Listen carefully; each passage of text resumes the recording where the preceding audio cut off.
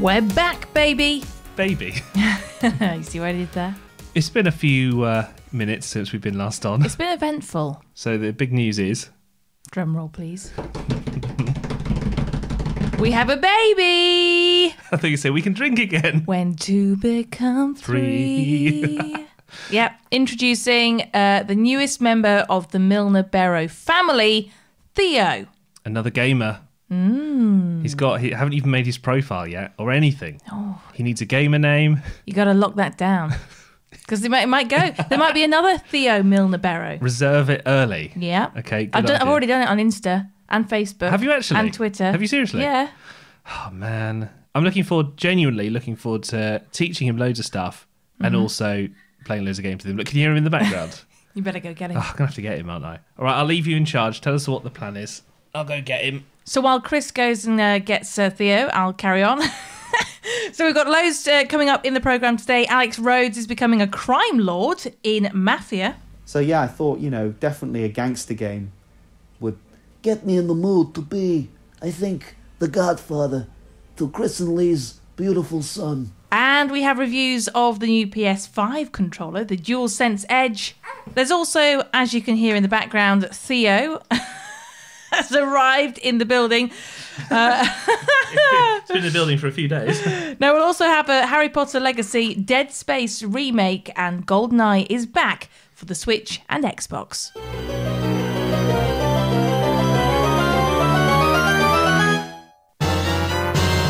Well, first things first, let's get the news with Lee while I go and genuinely change this nappy. Go change it, stinks.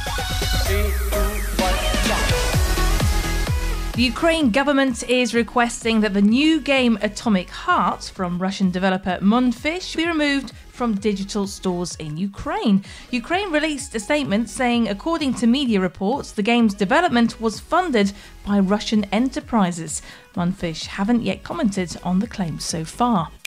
Microsoft has committed to bringing Call of Duty to Nintendo for 10 years.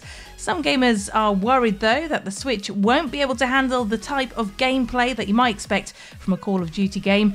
Microsoft President Brad Smith says the games will work exactly the way people would expect. Now, last month we mentioned that the Pokemon animated series is retiring Ash Ketchum and his Pokemon as of next season, but Pika fans can relax. The show will still feature a Pikachu as one of the main characters. The new lead character is called, I'm going to say Freed, could be Freddy, and his partner is a Pokemon called Captain Pikachu. And yes, Captain Pikachu does wear a hat. So is Theo joining us? He's finally done. Okay. That was it a smelly one? It was a bit of a situation going on, but he's situation. A poo-cast, no, podcast. Anywho, moving on. Stop kidding around. Snake? There's a new PlayStation 5 controller, which I've had my eye on for a while. You were like, don't buy it because it's well expensive. Go on, how much? Well, I'll come to that. Oh. I don't think I can lead with the price. Okay. So it's called the DualSense Edge. It's quite hard to get hold of, but I do have one here in my hand. Here you go. I'll hold the baby, you hold that one. All right.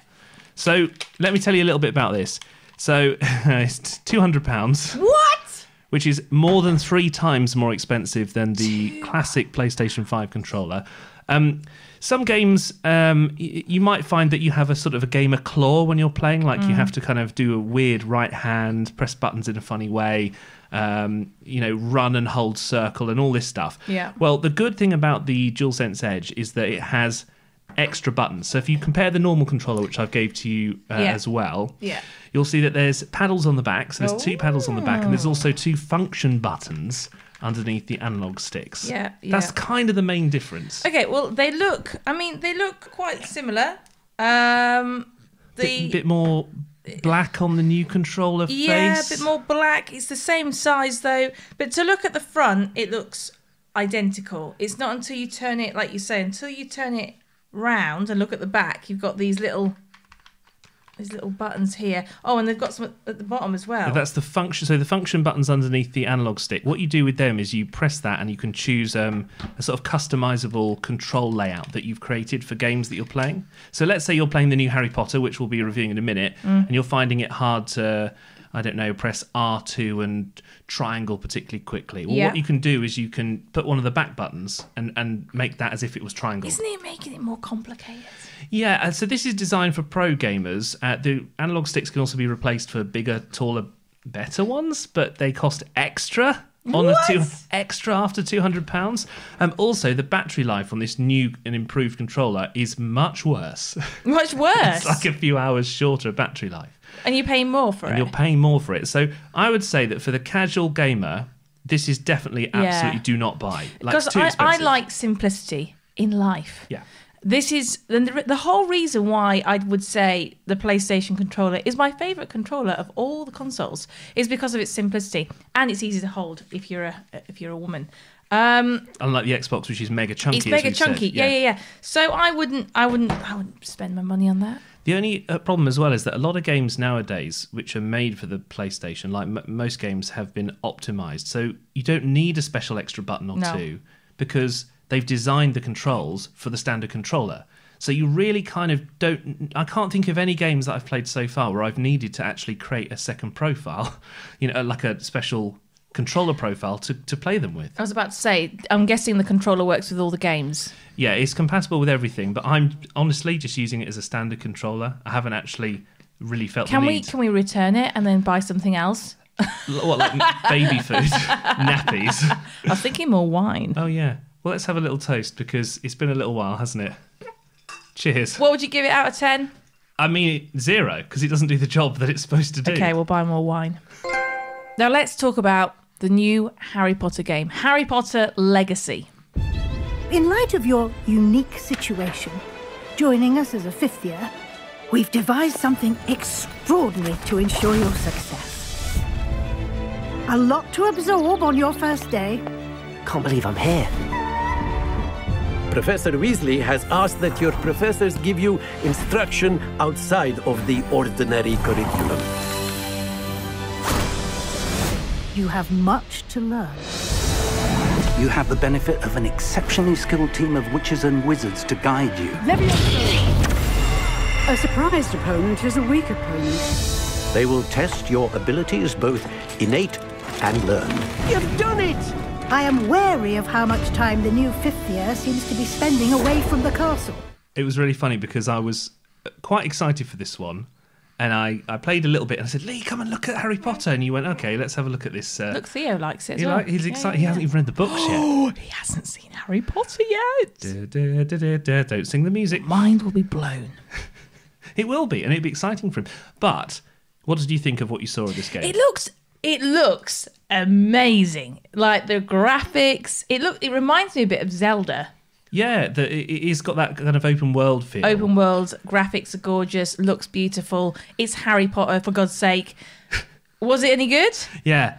So this was the thing. I loved it to start with. It had a very long cutscene, so you wouldn't have liked that. It's like Harry Potter was designed for the video game world. Because, like I showed you, that there's a sort of watering can that flies through the air and waters the plants. They've spent ages putting in all the little touches that you would expect. Like the ghosts appear through the floor in the castle. When you're exploring Hogwarts, you feel like this is amazing. You feel like you're in the world, and then it opens up into this huge open world. You've got the Forbidden Forest, all the things that was Theo, by the way. Excuse you, Theo. You've got the Forbidden Forest, everything that you've come to expect from the books. It took a little while to get going, though. There was no Harry Potter music to start with, and I thought, hang on a second, have they forgotten to license the music? But after an hour of the tutorial, where you're like, here's a goblin, etc., they finally played the Harry Potter music. It just seems really slow, as if they've padded it out. I was literally running with this bird for about, I don't know. As in a woman. Yeah. Because there are birds in Harry Potter universe. There was a griff. What was it? Hippogriff that flew by, and you were like, oh. No, I was running with this woman.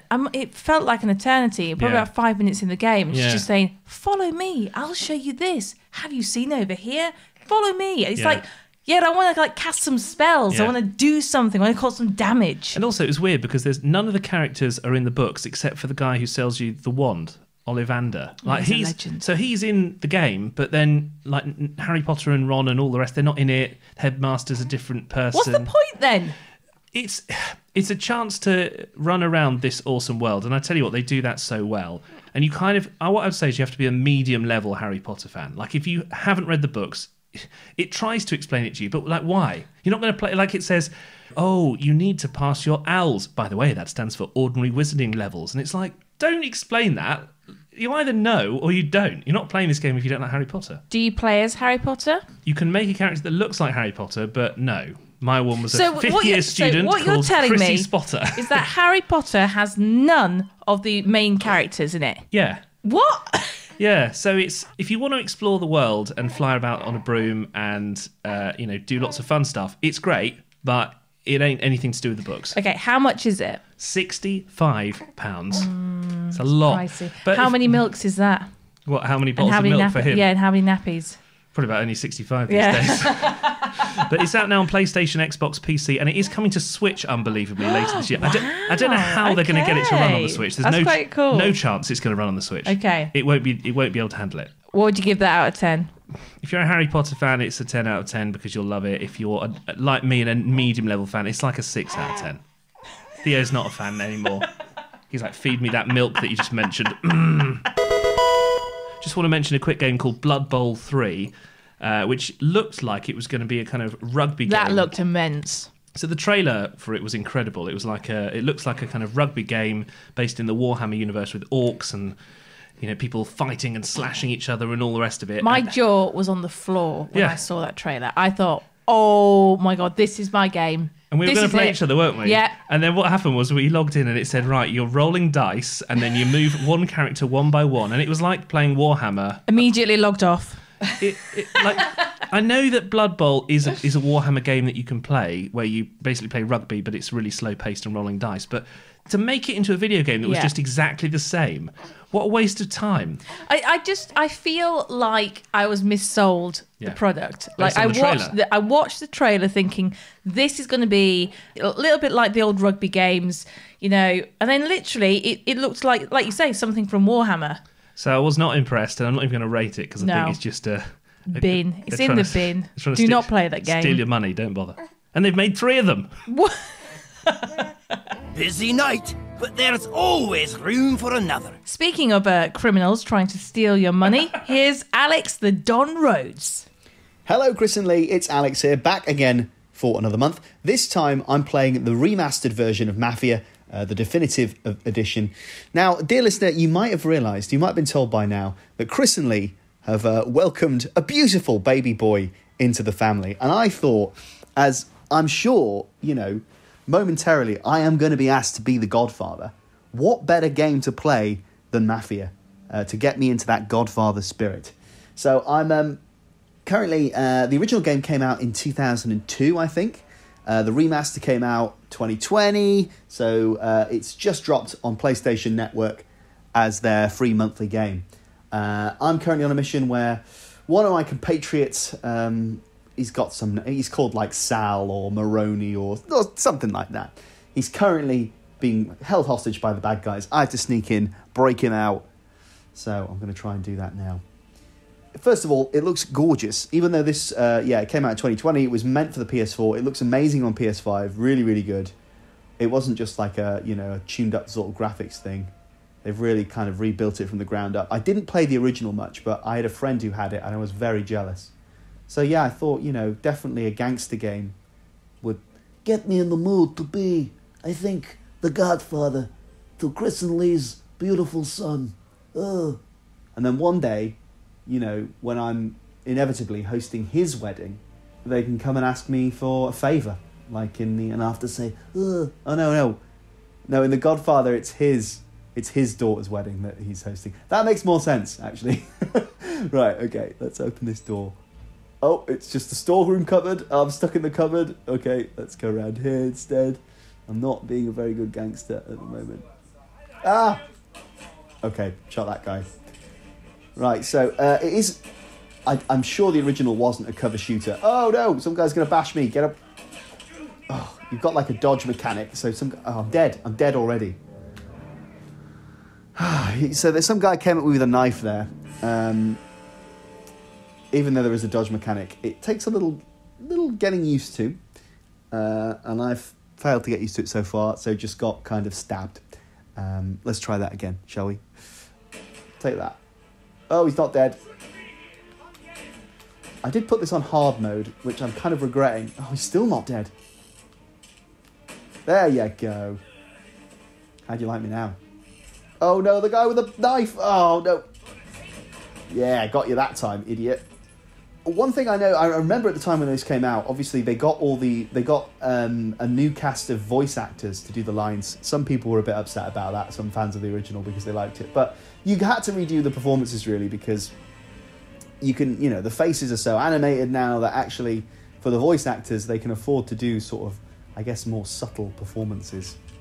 At the other end of the corridor is a guy. Let me get my pistol out and see if I can shoot him from long range. Got him. Okay, right. Health. Come on. There we go. So yeah, there is a sort of stealth mechanic, but I'm clearly struggling with it. Oh, there's another knife guy, my mortal enemy. Yes, got him. They already did, in one of the cutscenes earlier, they already did the Goodfellas thing of the fake out where it's like, funny like a clown, what I abuse you, funny like a clown, that sort of thing. And actually, oh no, it's a fake out, ha ha ha ha. So we're ticking off all the gangster cliches so far. It's great. Oh, sorry about that. Theo, if you're listening, please don't listen to that language. It was quite obscene. The narration is happening now. Again, tick that off your gangster movie bingo card. I didn't know what I was getting into. So there you go. That is Mafia, the rebooted version. Definitely worth a go. Definitely worth picking up on the PlayStation Store while it's free. Trying it out. If you were a fan of the original or missed out and thought, you know what, I want to tick it off the list, I'd definitely give it a go.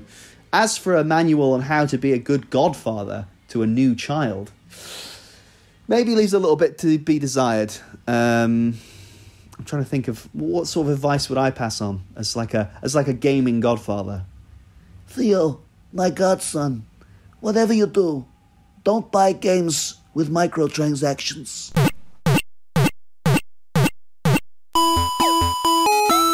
Let's do some retro revival. I was so excited that this one came out just a few weeks ago. This is Dead Space, the remake. USG Ishimura, this is the emergency maintenance team of the USG Kellyan responding to your distress call. Isaac Clarke. What have you got, Isaac? Half the Ishimura's in the red. Engines, hull, the trams. Can you handle it alone? Fix the centrifuge. Get the fuel running. So I played this in its original formation when it came out. I think it's 10 years ago now that this came out, so I'm so pleased that it's here. I'm sorry, can I just interrupt you? Yeah. Just to describe what's going on here, right, listeners. Theo is being a little bit noisy. He's only 4 weeks old, bless him. We just fed him, right? Yeah, he's pretending he's hungry again. So Chris is having to put him over his shoulder. This is Daddy Daycare. And lean into the microphone to try and... He's much like the zombies in this game. He's actually trying to eat my face at the moment. This is multitasking at his best. No, so we are talking about Dead Space, the remake, and I played it because I love horror games. You love like Resident Evil, and it had that whole vibe to it. And this one has totally remastered graphics, and they've improved little moments of the game and stuff. But you hadn't played it before, so what was your verdict? What? Are you ready for this? Go on. Hold yourself here, because I'm going to say something that's going to really shock you. Go on. I think it's better than Resident Evil. Yeah, I kind of agree. I kind of agree with you. Like Resident Evil is very clunky. Yes. But that brings some of the horror because you can't aim quickly enough and all the rest of it. This is smooth. And the characters are good. The monsters are good. Like, it actually genuinely frightened me. Yeah, and it got on with it as well. It was a little cutscene, which was okay. It was too long for you, but it was probably about 5 minutes. It's fast-paced. It's everything you want from a horror game. It is frightening. You don't run out of ammo as well, which is another thing. I hate it when you play those horror games and they literally give you like 10 bullets. But you're still scared even though you had ammo. Yeah. Really scared. I think I even screamed at one point. No, it's really, really good. And the graphics are good. good, which makes a whole lot of difference when you're playing a horror game, because a lot of it is in the dark and it's really hard to see. Yeah. And I could actually see what I was doing. Well, also, what I liked about it was that given that the Callisto Protocol came out and we reviewed that in one of our previous episodes, this was so much better, and this is such an older game than the Callisto Protocol. But also, the only thing about this one is the gameplay is a little bit basic these days. It shows its age in that, press the button, go and press the other button. But I like that. No, but exactly. Simplicity is key. Right up your street. And I have to say that for me, it was a 7 out of 10. Not as good as the next generation of games, but they've done a great job of this. But what did you reckon? Yeah, I mean, for anybody who's thinking, what the hell is Dead Space? You're basically like a space-time cowboy who goes out into space and is trying to complete a mission and has to fight off these really, really, really scary aliens.